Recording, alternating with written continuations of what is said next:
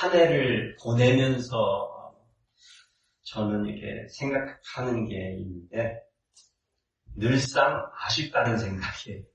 예, 여러분들은 모르겠어요. 여러분들은 한 해를 알차게 또 길 가신 대로 내가 원하는 대로 이렇게 살아내셔서 그런 생각을 안 품으실 수도 있지만 늘상 제 인생을 돌아보면 늘 그런 마음이 있었던 것 같아요. 아쉬움. 새로운 해가 시작될 때 어떤 가졌던 마음가짐과 또 어떤 계획도 있었고 정말 그런 것들이 있었는데 그런 것들에 대한 아쉬움이죠. 그런데 이 아쉬움이 더욱더 큰 것은 나 스스로에게 더 실망스러운 것은 연초에 어떤 가졌던 그 생각, 그 계획을 아예 시작도 안 해본 것들이 있다는 거예요. 네. 내가 시도해보고 이렇게 뭔가를 좀 해보다가 또 이렇게 안 되니까 마음을 바꾼다든지 그러면 그건 좀 그래도 그냥 해봤으니까 하는데 이게 보면 늘상 그냥 마음속으로 늘상 그냥 새해니까 새로운 해가 오니까 그냥 마음으로 품어가지고 이래 봐야지. 그리고 나서 며칠 지나고 나면 그냥 한 해 동안 해오던 대로 전년도처럼 그렇게 살아가고 있는 내 모습이 보여서 그렇습니다. 저는 잠언 13장을 이렇게 쭉 읽어보면서 처음에는 옳은 선택을 해야겠다는 생각을 이렇게 품어보면서 이렇게 그걸 키단으로 생각을 해보려고 했어요. 그런데 이 13장을 한 절 한 절 구절마다 이렇게 읽어 내려가다 보니까 깨달은 게 있는데 구절마다 25구절로 되어 있잖아요. 구절마다 이것을 읽는 독자가 어떤 것을 선택해야 하는지를 모를 수 있는 건 하나도 없는 거예요. 한번 쭉 읽어보시면 이따가 이제 교독하시면 한번 보세요.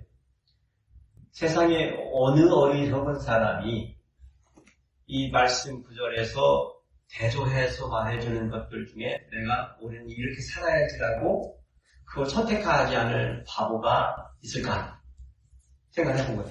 그러면 이거는 하나님께서 너 옳은 길을 선택해라라고, 그러니까 옳은 것이 무엇인지를 분간해라라고 말씀하시는 게 아니구나 하는 결론을 내렸다는 거예요. 그래서 생각을 해보니까 이미 우리는 다 알고 있다는 거예요. 알고 있는데 지금껏 그렇게 못 살았던 거에 대해서 그러면 어떤 해결책이 있다면 이제 어떤 것이 옳은 길인가를 이제 더 이상 알려고 할 필요가 없는 거예요. 사실은 우리는 이쯤 살았으면 어떻게 살아야 옳은 길인지는 모르는 사람은 아무도 없다는 거예요. 그럼 뭐가 문제예요? 그러한 선택 비워져 있는 이미 우리가 선택하고 싶은 그것을 우리 생활 속에서 어떻게 하지 못하고 있다는 거예요? 실천하지 못하고 있다는 거예요. 임플리멘트를 못하고 있는 것이죠.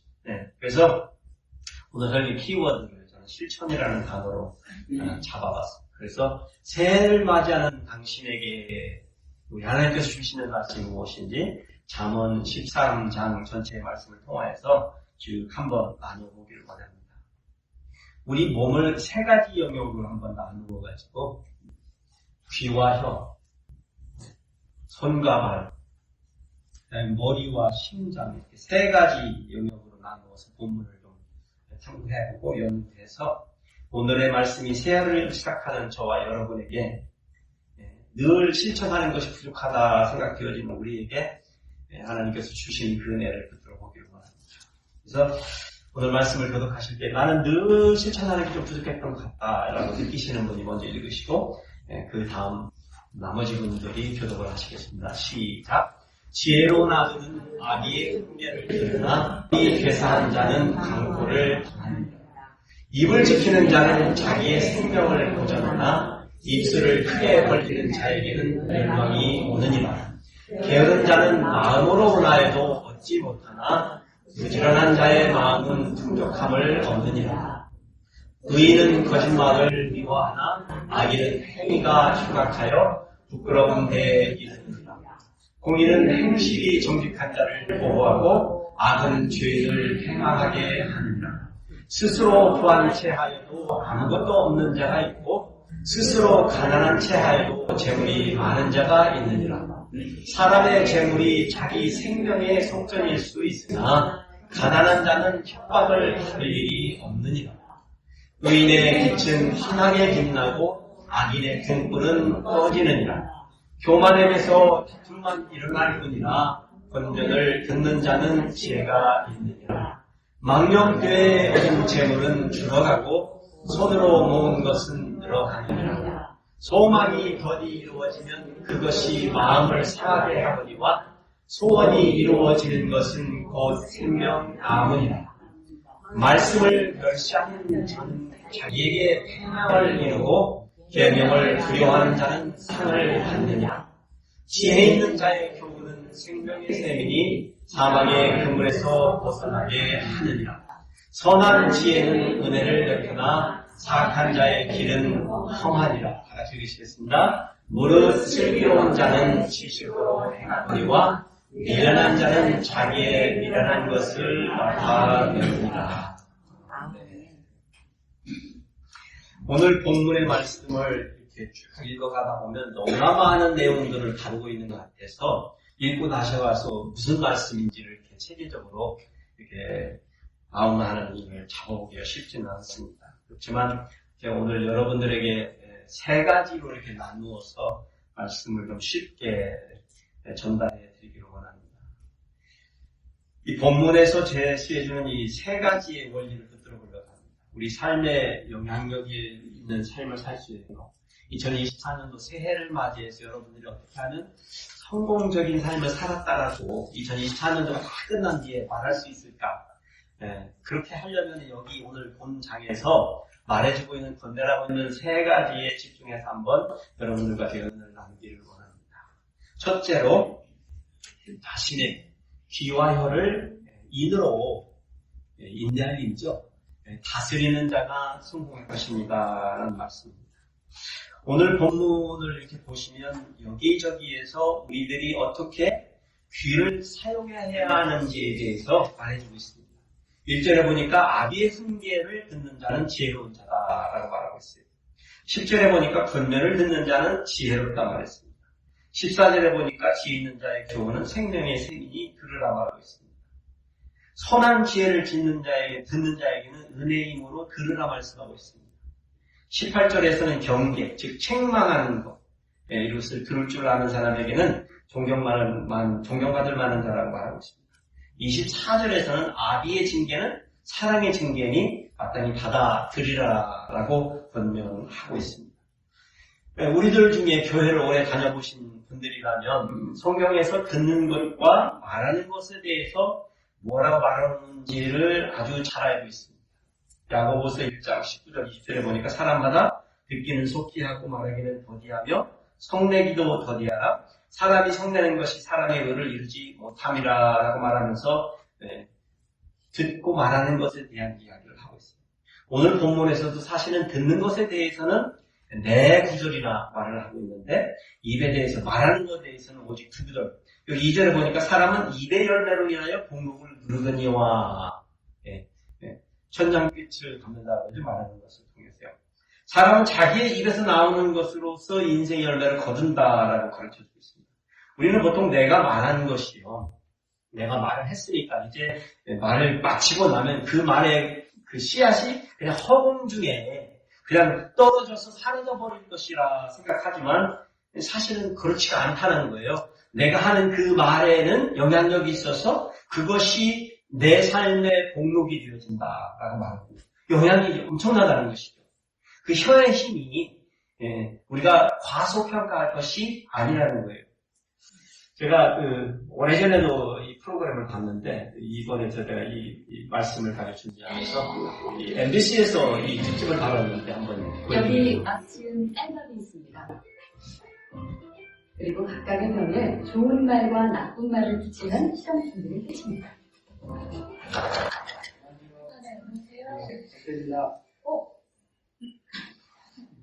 이게 뭐예요?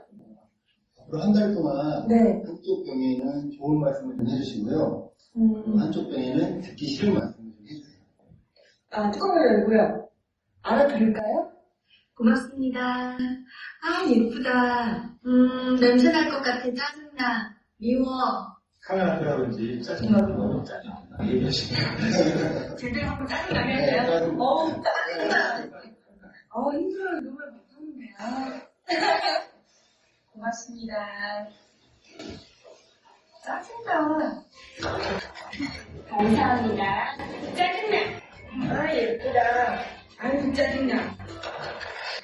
MBC 아나운서실과 일반 사무실 모두 5곳에 전달했는데요. 4주 후 과연 어떤 변화가 생길지 함께 기다려볼까요? 4주 후 안녕하세요. 그리고 찾아왔습니다. 아끼신 물건이요? 이거죠? 그리고 두 눈을 읽기 힘들 정도로 차이는 분명했습니다. 고맙습니다. 예쁘잖아요. 하얗고 뽀얀 곰팡이가 많이 생기긴 했는데 하얗고 뽀얀 곰팡이가 있고요. 이거는 좀 짜증나는 곰팡이가 생겼다니까? 이 붙은 이름 그대로 따라오는 것 같아요. 좋은 말을 들려준 쌀밥에선 구수한 누룩 냄새가 났지만 나쁜 말을 들려준 쌀밥은 썩어버렸습니다. 대체 어떻게 했길래 이런 차이가 난 걸까요? 사랑해. 너무 예쁘다. 고맙습니다. 다다다다 쏘았어요. 그리고 나서 가끔 예쁘잖아요? 그럼 많은 얘기도 안 했어요.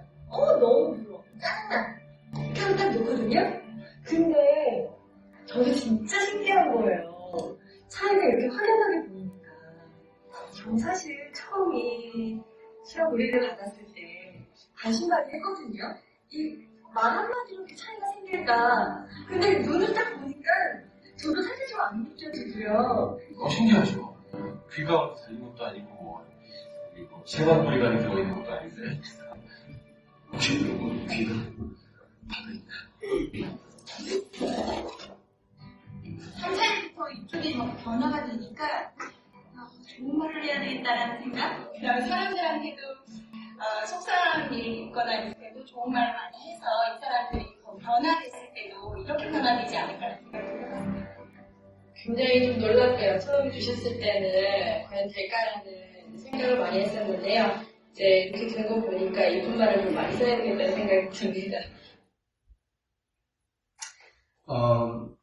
이것을 보시면은, 우리도 반신반의하죠. 제가 처음에 이것을 접했을 때는 일본에서 있는 어떤 박사가 사실 책을 썼었어요. 그거를 다큐멘터리로 이게 진짜인가를 시험해보고 싶어 해서 MBC에서 필리스족인지 그 프로그램에서 일본을 찾아가가지고 다큐하는 것을 봤는데, 이거는 MBC에서 직접 자기들이 만들어가지고 기획해서 한 건데, 여러분이 보시다시피 우리의 말의 힘이 귀가 달리지 아니한 것들에게도 영향력을 끼친다라는 것을 생각해보면, 이게 성경적이 아닌 것 같지만 사실은 하나님께서 말씀으로 세상을 창조하셨다라는 그 능력의 근원이 거기에서부터 있다는 거예요. 그래서 우리의 말의 능력에는 우리가 말하는 것 자체, 단어, 듣고 안 듣고의 그 문제가 아니고, 우리의 말의 파장에는, 과학적으로 얘기하자면 말의 파장에는 그냥 거리상으로 있는 거리뿐만이 아니고도 우리가 품어주는 마음과 그 말의 능력이 있다. 이것은 우리가 늘상 하는 기도의 능력과도 결부되는 것입니다. 그래서 우리가 여기에서 말씀하고 있는 것처럼 성도들에게 말하기는 더디하고 듣기는 속해하라는 거. 왜냐하면 우리가 말을 많이 할 때 좋은 말을 많이 해야 되는데 좋은 말을 많이 하지 않는 것을 이 하나님께서 아시기 때문에 우리의 혀에 재갈을 물리시는 것입니다. 혀로 성내는 것은 결코 하나님의 의를 이루지 못하는 행위라고 정확하게 규정해서 금하고 계신 거예요. 왜 우리들이 할 수 있으면 혀를 절제하거나 아예 입을 닫아 말을 하지 말아야 되는지 오늘 본문 3절에 보니까 입을 지키는 자가 자기 생명을 보존한다. 입술을 크게 벌리는 자에게 손이 멸망. 이거는 늘상 그렇다는 얘기가 아니고 우리의 본성이 그렇다는 거예요. 하나님은 말씀하시면 그 말씀이 살리고 치유하시고 약속해 주신 것을 성취하시지만 우리 사람들에게는 그런 능력이 없다는 거예요. 그러니까 조심하라는 것이죠. 조심하라. 그러니 바로 혀는요, 우리 당사자들에게는 그 사람의 인생의 열매가 되기 때문이고요. 잘못 사용하면 남들에게는 파괴적인 파멸이 된다는 것입니다. 누군가에게 지적하는 말을 하고 싶을 때 기억하고 점검을 해야 할 것이 있습니다. 그것은 진정 누구를 위하여 당신이 지금 그 말을 하고 있는지를 깨닫는 것입니다. 당신은 자신이 하려는 말을, 나는 지금 내가 하려는 이 말이 나를 위한 것인지 아니면 상대방을 위한 것인지 생각해봐야 된다는 것입니다. 10절에 보니까 교만에서는 다툼만 일어날 뿐이다라는 말을 쓰면서 권면을 듣는 자는 지혜가 있다는 거예요. 이게 대조적인데 이게 좀 아이러니하게 악시모란이라는 영어 표현이 맞는 것처럼 그렇게 들려요. 말을 많이 해줘라. 권면을 한 말을 많이 해줘라. 라는 것처럼 들리는데 권면을 듣는 자는 지혜롭죠. 당연하게. 그런데 사람이 말을 할 때 그 말의 근원이 내 스스로의 교만 속에서 나타나는 거라면 다툼만 일어날 거라는 거예요. 사람.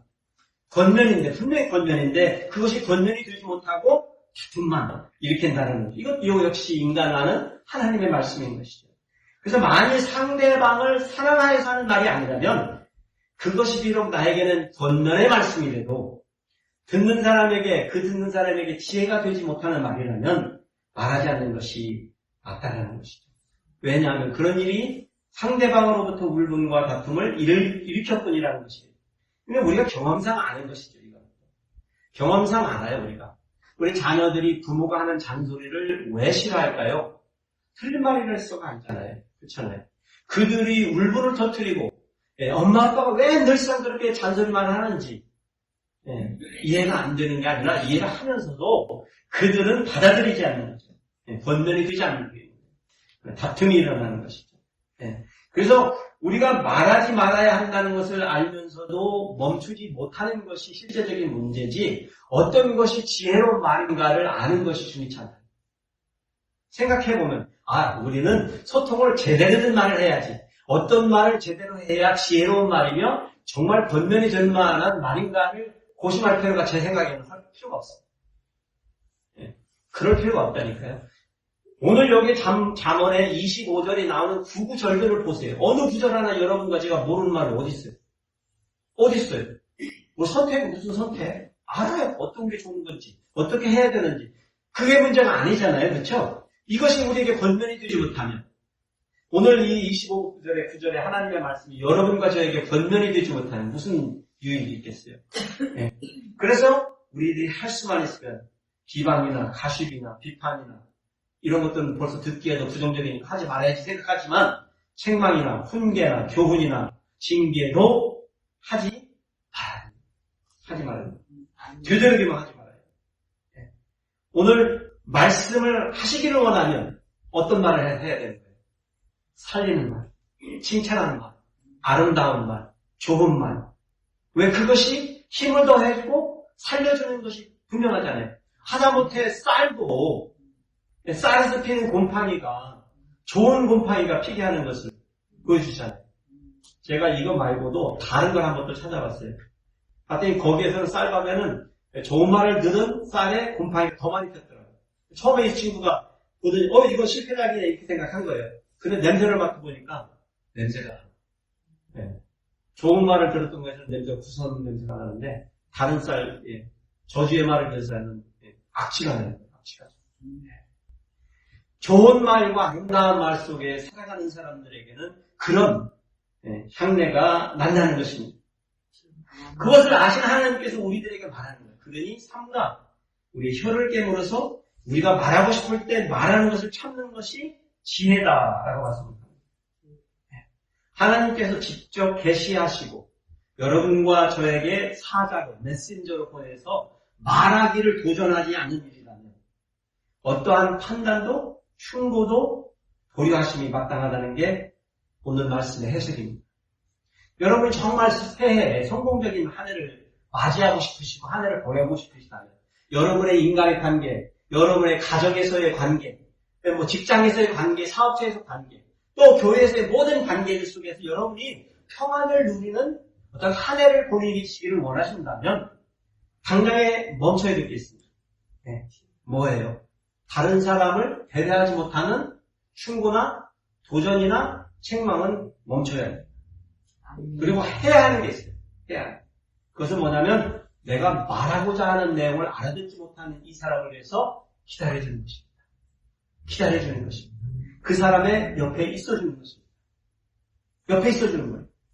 그 사람이 내가 왜 말을 못 알아듣는지를 그 사람 스스로가 말할 때까지 있어주는 것입니다. 여러분은 대나무 숲에 가서 내가 하고 싶은 말을 확 쏟아버리는 사람이 아니라 대나무 숲이 되어주셔야 합니다. 들어주셔야 합니다. 그런 사람이 되어줄 때 그렇게 귀와 우리의 혀를 인내로 다스릴 수 있을 때 저와 여러분은 2024년도는 평안한 한 해가 될 것이라고 오늘의 말씀을 우리들께 도전해주고 있습니다. 그런 혀와 귀를 가지시는 한 해를 그렇게 사실 수 있는 여러분과 제가 되시기를 축복해드립니다. 두 번째는 손과 발로 의를 드러내는 자가 성공할 것입니다. 이건 상징적인 표현이죠. 손과 발로 의를 드러낸다. 손과 발로 뭔가를 한다. 이건 행동하는 것이다. 상징적으로. 예. 우리가 무언가를 하고 싶으면 내 마음속에 이것이 좋은데 라는 생각을 품는 것만으로는 충분하지 않다는 거예요. 네, 않다는 거예요. 그러니까 우리가 원하고 바라는 게 있나요, 없나요? 있죠. 누구나 있죠. 누구나 있지. 다 좋은 걸 원하고 바라고 우리가 소원하는 건 누구나 다 있습니다. 그런데 그것이 2024년도 새해에 어떠한 모양으로든지 내 삶의 윤곽을 드러날 수 있는 것은 내가 내 손발을 움직여서 하나씩 실천해 갈 때 이루어진다는 거예요. 행동으로 옮겨지지 않는 생각. 그런 세상을 사는 사람들을 사들이 뭐라고 불러준 줄 아세요? 게으른 사람이라고 불렀어요. 게으른 사람. 게으른 자는 마음으로 원하여도 얻지 못한다. 얘기했습니다. 우리가 늘상 생각하죠. 우리 마음으로 이렇게. 근데 잘 생각해보세요. 우리는 마음이 풍부해. 생각이 풍부해. 늘상 그대로 하면 다 될 것 같은 거예요. 그런데 인생의 결과는 늘상 그 차이가 있잖아요. 근데 그 차이에는 무슨 차이가 있을까요? 내가 생각하고 계획하고 내가 바라고 원하는 것들을 위한 충분한 투자를 손과 발을 움직이지 않는 데 차이가 있습니다. 하나님께서도 사실 하나님이 말씀만 하시는 모든 것이 이루어지잖아요. 우리 성도의 삶 속에서. 그러실 수 있는 분을 우리가 믿고 있거든요. 그러함에도 불구하고 하나님께서는 늘 그렇게 해주시나요? 여러분들 중에 내 삶에서 그렇게 해주신다라고 간증하시면 내가 여러분과 반대할 이유는 없어요. 그런다는데 누가 싸워요. 그런데 제 경험으로는 그렇지 않으세요. 그런 경우도 있으세요. 은혜를 베푸실 때가 있으세요. 그런데 늘상은 내 손과 발을 움직여서 내 인생을 살아가기를 원하시는 거예요. 마치 이것은 우리 부모가 자식들이 자기의 인생을 자기의 손과 발을 움직여서 개척해 나가기를 원하는 마음이죠. 부모가 그 자식들의 인생을 대신 살아준다면 얼마든지 잘 살아줄까요? 우리 인간은 그런데 살아주지도 못해요. 마음만 그렇다는 거예요. 사실 우리 인간이 우리가 부모라고 잘 살고 있나? 나도 힘들어 죽겠는데. 그런 생각 안 해보셨나요? 부모가 마음으로 내 자식이 이해해줬으면 좋겠다고 바라고 그렇지만 나는 정작 그러고 사냐는 거죠. 안 그러잖아요. 못 그러잖아요. 네? 애들이 막 그러잖아요. 엄마 아빠 늘상 싸우는데. 너네는 그러지 말아봐. 나는 그래도? 이렇게 듣나요? 이렇게 듣나요? 그렇지 않잖아요. 나도 못하는 일을 보세요. 부족함을 이기고 살아가는 방법에서는 부지런함으로 일할 때 풍족해진다고요. 4절에 보니까 부지런한 자의 마음은 풍족함을 얻는다. 그러니까 이게 부지런한 사람은 많은 재물을 얻는다라고도 표현할 수 있는데 잘 보면 이게 부지런한 자의 마음은 풍족함을 얻는다. 근데 제 경험으로 이렇더라고요. 만일에 내가 부지런함으로 일을 하면 그 부지런한 일의 이 열매가 비록 적어도 그 일에 대한 보람을 느낄까요? 못 느낄까요? 느낀다는 거예요. 그게 인생의 풍족함입니다. 그래서 성도들은 내 인생의 하나를 살아가지고 내가 내 잔고에, 은행 잔고에 몇백만 불이 쌓였습니다. 그래서 행복한 게 아니고 풍족한 게 아니라는 거예요.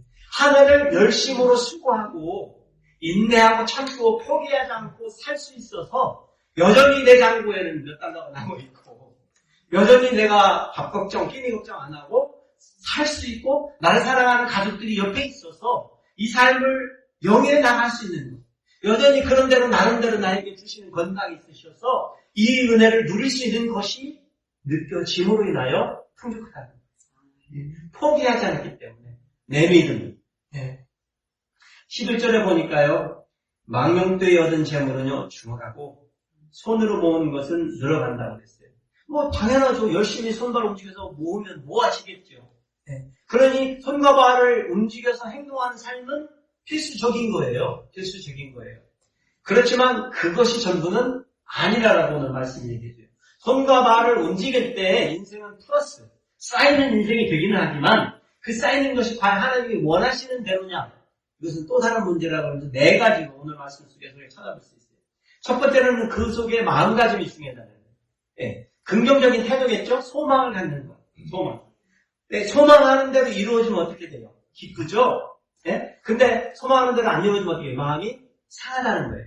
예. 그런데 중요한 거는 소망을 가지고 일을 했을 때 예, 그것이 많이 이루어지면 생명나무를 얻는 것 같은 그런 기쁨을 느낄 것이다라고 오늘 자문의 말씀이 말씀해줘요. 그러니까 마음적으로 긍정적인 것을 가지고 예, 임하는 것이 중요하고요. 그 다음으로는 이것이 하나님의 말씀 중심적이어야 된다는 거예요. 내 생각대로 하는 것이 아니라 내 뜻대로 하는 것이 아니라 하나님의 말씀 따라서 여기 보니까 13절에 말씀을 멸시하는 자는 자기에게 패망을 이루고 계명을 두려워하는 자는 상을 얻는다는 거예요. 이게 원리인 거잖아요. 영적인 원리잖아요. 우리 믿는 자들에게는 더더욱이나 영적인 원리거든요. 말씀을 배제하거나 말씀을 어기면서까지 내 손발을 움직여서 싸우려고 하는 재물이 과연 의로운 재물이 될 수 있을까요? 그렇지 못하다는 거예요. 그래서 이렇게 말씀은 우리에게는 분명한 경계선을 주신 것이에요. 하나님의 말씀을 벗어나서는 우리가 아무리 손과 발을 움직여도 그것이 옳지 않다는 것이에요. 그 세 번째로는요, 우리의 믿음이나 생각을 갖는 것만으로는 이루어지지 않을 것 같아요. 실천해야 되는 거예요. 손수 부지런함으로 해야 되는 거예요. 많은 믿음 있는 사람들이요, 믿음 좋은 사람들이 자신의 손과 발로 수고하려는 것보다는 자신의 생각과 바램으로만 현실을 직면하려고 하는 부의 사람들이 있다는 것이 좀 굉장히 마음 아픈 일입니다. 저는 그런 성도들을 너무 자주 바라봐요. 막상 자기들이 해야 할 좋은 것들이 무엇인지를 알아요. 전도를 해야 된다는 거, 선교를 해야 된다는 거, 다른 사람을 도와야 된다는 거 다 알아요. 그런데 그게 끝이에요. 늘 좋은 마음을 품고 있어요. 그리고 스스로에게도 늘상 좋은 마음을 가지고 있어요. 그러나 생각만으로, 바램만으로도 우리의 현실을 바꿔갈 수 있을까요? 내 곁에 있는 사람들이 나를 사랑하게 할 수 있을까요? 그 필요한 사람들에게 필요한 것들을 제공해 줄 수 있을까요? 옷이 없어서 추운 사람에게 옷을 입고 더 따뜻하게 입어라. 충고해 주지 못하나요? 할 수 있죠. 그러잖아요. 옷이 없는데 덜덜 떠는 사람에게 아이고 덜덜 떨지 말고 집에 가서 옷 챙겨 입어 라고 말하면 무슨 의미가 있을까요? 그 겉옷이 없는 그 사람에게 무슨 의미가 있을까요? 우리는 누구를 도울 때 이렇게 도와야 되고 저렇게 도와야 되고 저 사람은 도와야 되고 이런 사람은 안 도와야 되고 이런 생각을 갖는데 그건 다 내 생각인 거잖아요. 그렇잖아요. 도움이 필요한 사람에게 넉넉하게 줄 수 있는 것. 무릇 슬기로운 자는 지식으로 행하거니와. 이게 세 번째예요. 어떤 일을 하고 싶을 때는 그래서 지식이 필요한 것이죠. 지식이. 이 주님께서는요, 누가복음 14장에요. 생각만으로 모든 것 하려는 사람들이 이렇게 도전하셨어요. 너희 중에 누가 망대를 세우고자 할진데 자기의 가진 것이 준공하기까지 족할는지 먼저 앉아서 그 비용을 계산하지 아니하겠느냐는 말씀을 했어요. 어떤 현실적으로 어떤 일들을 해나갈 때 우리가 믿음을 가지고 해나가지만 그렇지만 이 일을 하기 위해서 전략과 계산이 필요하다는 것을 말씀해 주고 있는 것이죠. 그것이 믿음 있는 자들의 삶의 모습이어야 된다는 거예요. 우리가 기도는 늘상 하는데 그 기도의 내용들을 위하여 내가 노력하지 않으면, 부지런함을 갖지 않으면, 움직이지 않으면 하나님 우리 교회에 수백만 명을 보내주세요 그러는데 어느 누구도 나와서 새로운 사람을 만나지 아니하면, 어느 누구도 내 곁에 스쳐가는 저 이방인들에게 말을 걸지 아니하면, 어느 누구도 이 사람들이 내 교회에 오야 할 사람이라고 생각지 아니하면, 우리가 수백 가지의 이유가 있어요. 저 사람들은 안 드는 이유가. 그런데 잘 생각해보면 나도 전에는 수백 가지의 이유가 있었던 사람이에요. 안 되는 사람은. 저 사람은 안 되는 사람이야. 저 사람은 믿지 않을 사람이야. 저 사람이 어떻게 교회를 하는 사람들이란 말이에요. 우리들도. 뭐 행위 운이 좋아서 여러분들이 두살 때부터 믿음을 가지고 교회에서 늘상 자랐다면 참으로 복이지만 대부분의 사람들은 안 그렇거든요. 많은 경우에 우리에게 나가서 손과 발을 써서 어떤 일을 행하기를 원하시는 하나님의 도전이 있는 이유는 그 까닭입니다. 옛날에 교회들이 그렇게 생각했어요. 예정서.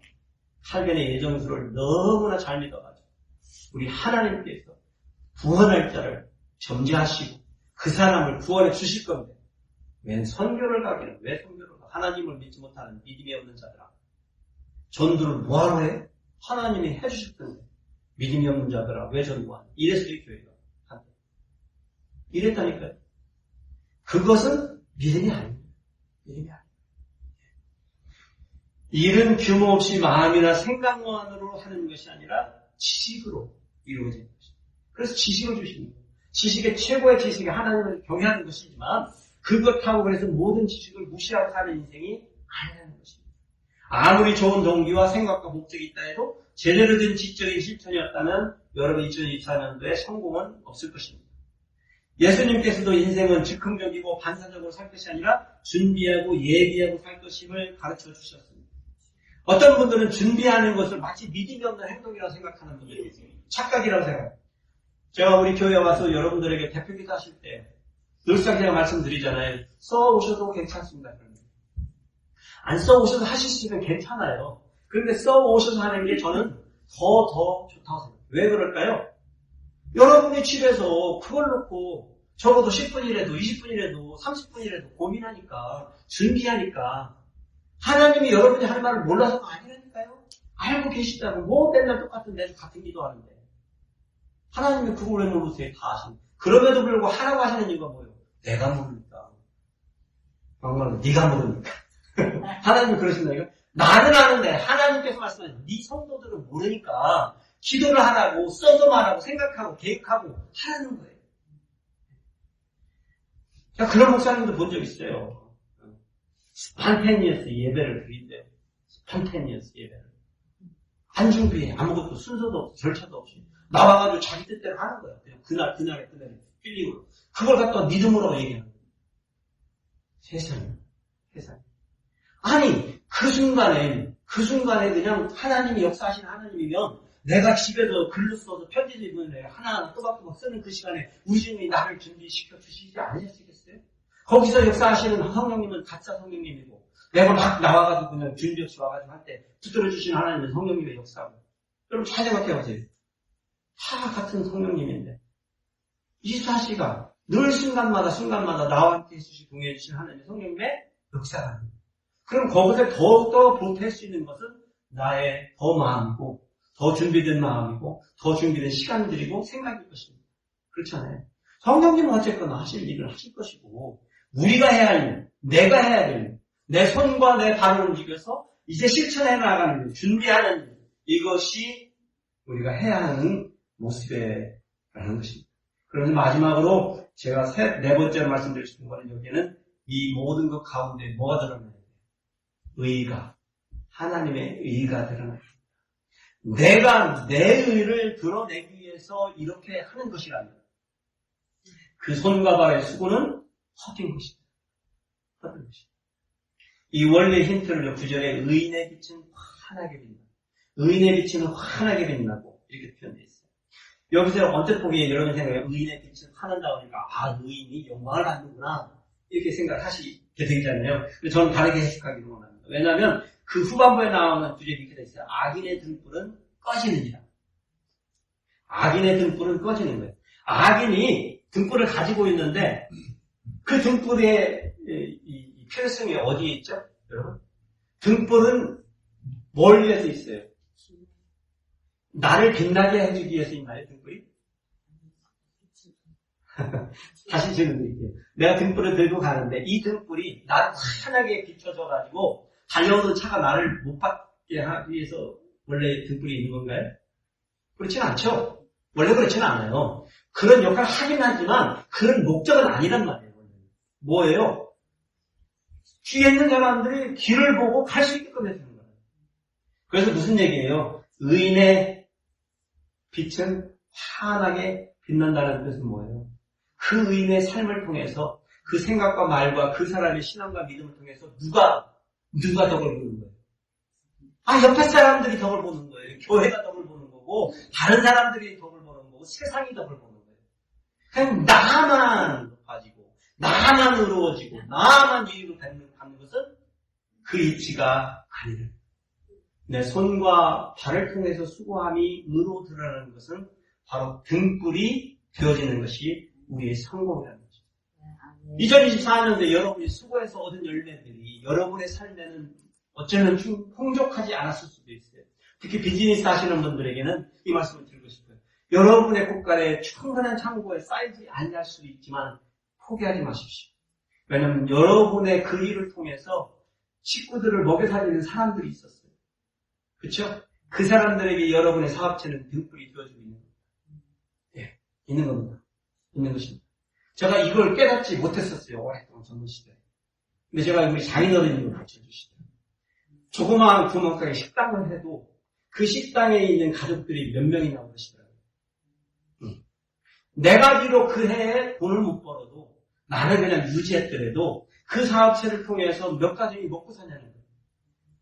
우리는 돈 버는 사람들을 무시해서 안 돼요. 돈만 보고 사는 사람들이 아니거든요.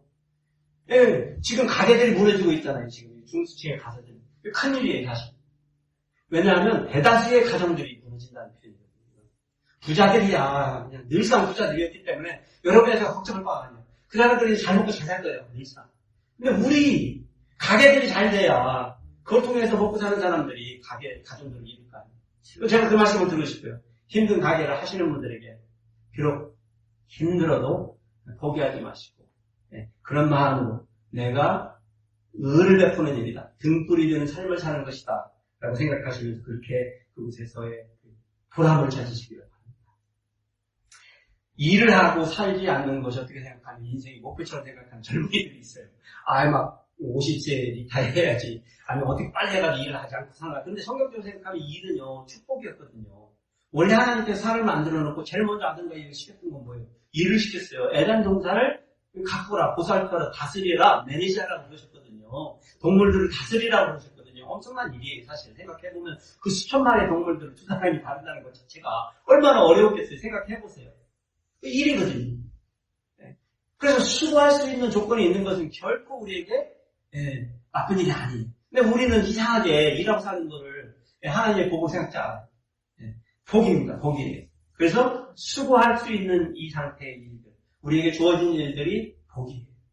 비록 수고를 요구하지만 복이라는 생각을 가지셔야 돼요. 그래서 우리가 할 수 있는 일, 나에게 맡겨진 일, 내가 수고해야 하는 일, 모든 것을 성실하게 열심히 수고하는 사람들이 되어야 합니다.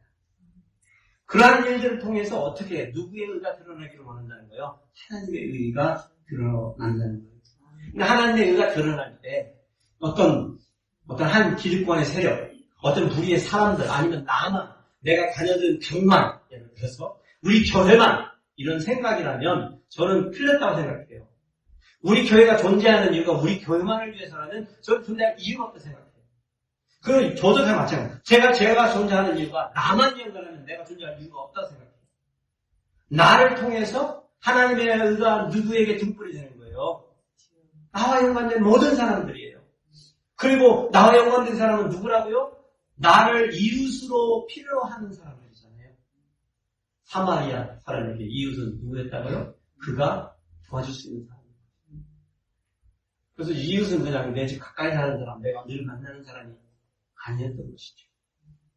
여러분, 새해에는요, 우리의 수고의 열매가 하나님의 의를 드러내는 저와 여러분의 모든 수고, 집에서 하시는 수고, 직장에서 하시는 수고, 기업에서 하시는 수고, 또 교회에서 하시는 모든 수고가 내 의를 드러내는 것이 아니라 누구의 의를 드러내는?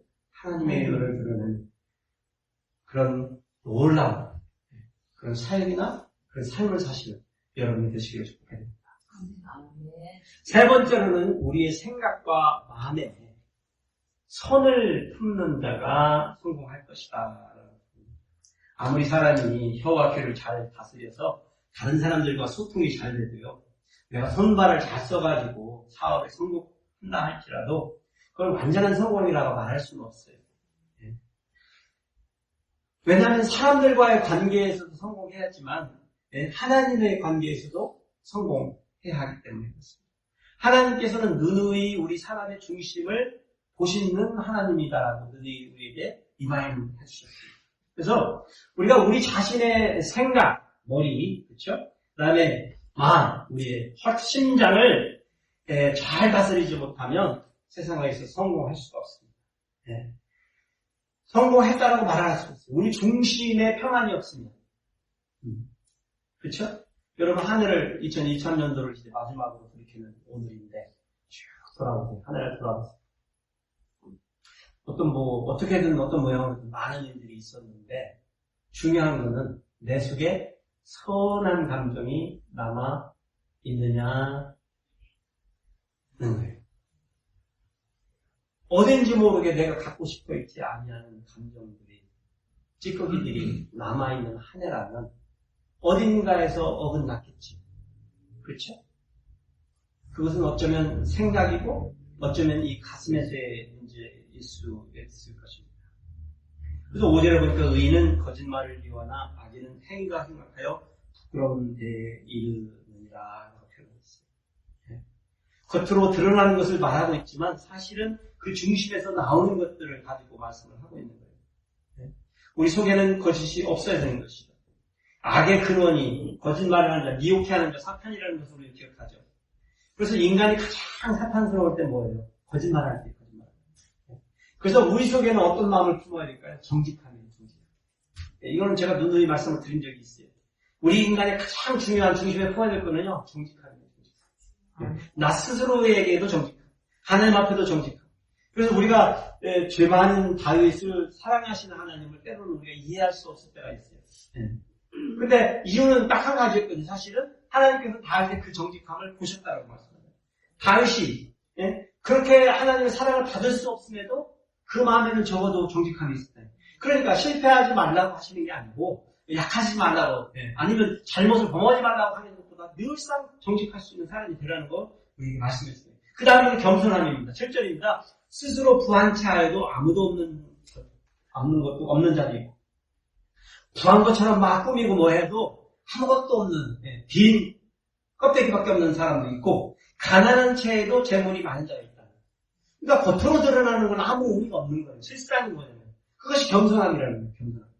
어떤 가난한 자는 부한 채이기도 하겠죠. 아니면 부자는 스스로 가난한 채 하기도 하겠죠. 그런데 여기서 가르쳐 주려고 하는 거니까 겸손인 거예요. 겸손. 그러니까 우리는 재물이 많다고 늘상 좋은 것만도 아니고 그러니까 교만하지 말아야 되는 거고 그렇다고 재물이 없다라고 비관하지도 말아야 되는 거예요. 늘 어떠한 상황 속에서도 어떻게 하면 가능하다는 거예요. 겸손하는 거예요. 내 삶의 이 정도인 거에 대해서 그냥 겸손하면 하나님도 받아주시고 옆에 사람들도 받아주신다는 거예요.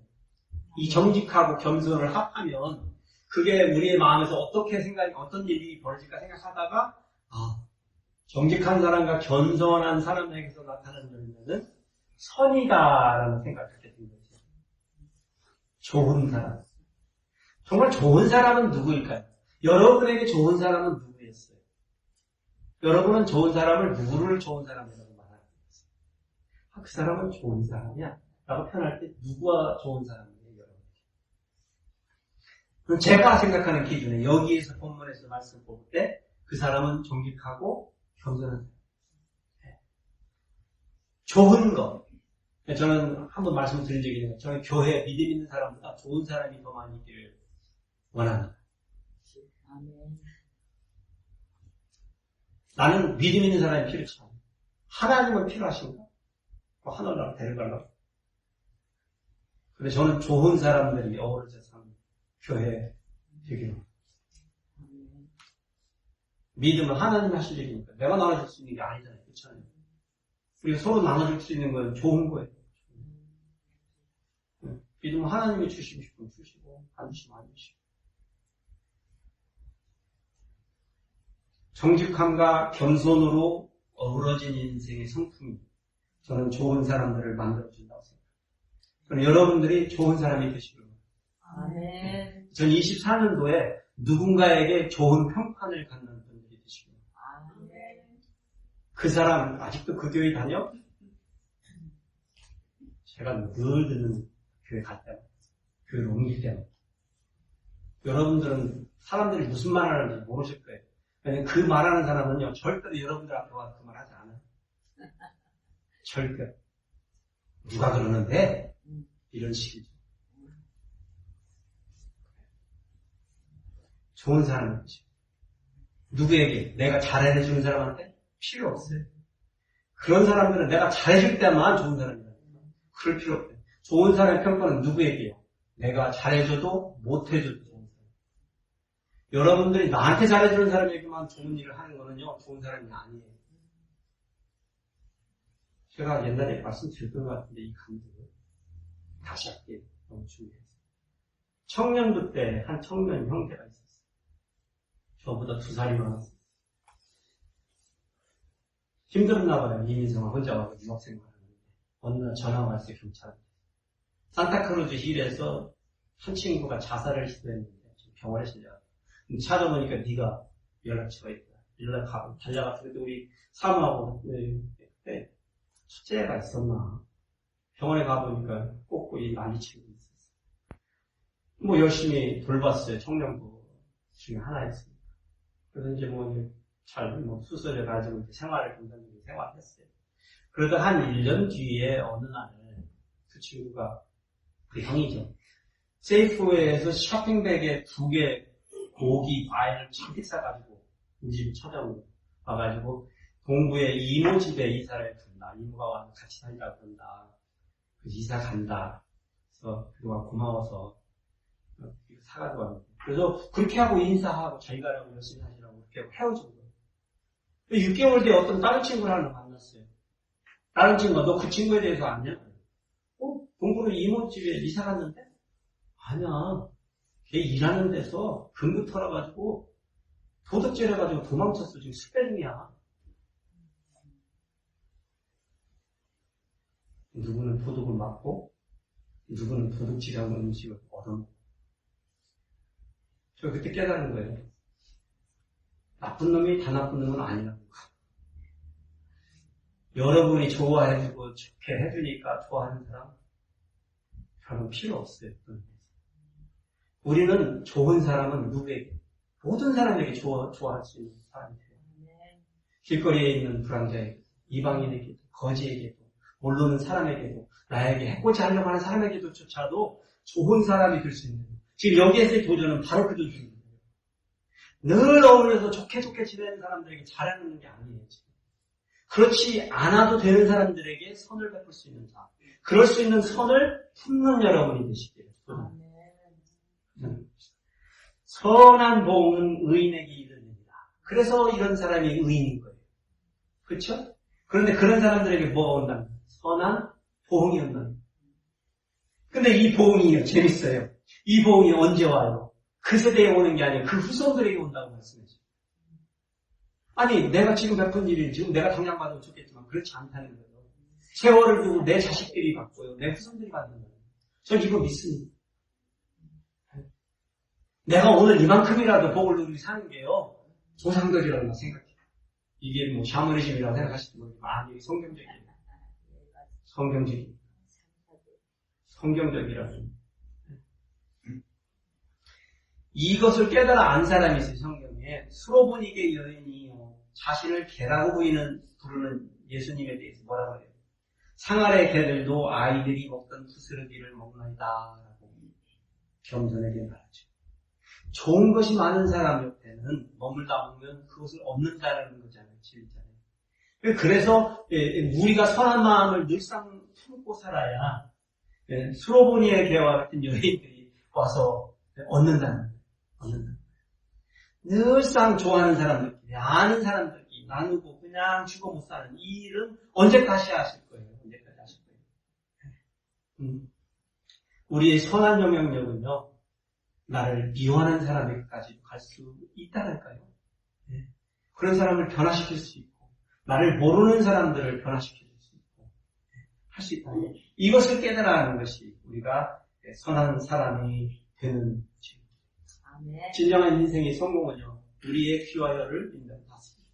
손과 발을 통해서 의를 드러내고 우리 생각과 마음을 통해서 참선을 베풀어서 사는 그 지혜로운 삶을 실천할 때 이루어집니다. 우리가 성공적인 삶을 살기 위해서 오늘 다룬 이 3가지의 내용들을 좀 기억해 보세요.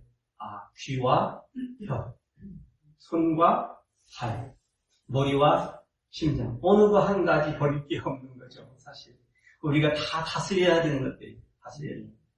단순히 신체 부위를 말하는 게 아니잖아요. 이거는 내 속에 인내를 주고, 내가 의의를 만들어가며, 내 속에 선함을 품음으로 말미암아 세상에 등불이 되어가는 삶을 살아가는 것. 그런 것을 실천할 수 있는 사람이 되는 걸 말합니다.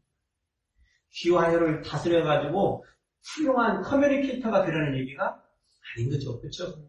아닌 거예요. 여러분 아무리 저도 말을 조리게 하는 편이지만 그렇게 해가지고 마음을 다독거려 본 적이 없는 거예요. 늘상 애들하고도 그렇고 친구들하고도 마찬가지. 쓸데가 없다 진짜. 내가 선한 마음을 품을 때 그리고 그런 선한 마음을 베풀었던 사람들이 내게 오지 좋은 말 해준 사람은 내게 오지 않더라니까요. 그래서 오늘 여러분 기억하십시오. 말하기를 더디 하십시오. 손과 발을 움직여 행동하는 이 태스크의 일, 중심적인 삶에서요, 어떻게 하시라고요? First thing first. First thing first 뭐예요? 하나님의 의의를 먼저. 하나님의 나라의 의의를 먼저. 그 다음에 머리와 심장에는 늘 선함을 품는 것이 중요하죠. 우리가 생각하는 것 이상으로 나를 둘러싸고 있는 공간과 이 사람들에게 영향력을 끼치는 우리의 삶이라는 거예요. 그래서 2024년도에는 제발 여러분들이 이런 부분들을 좀 생각하시면서 승리하시는 성공하시는 여러분이 되시기를 축복해 드립니다.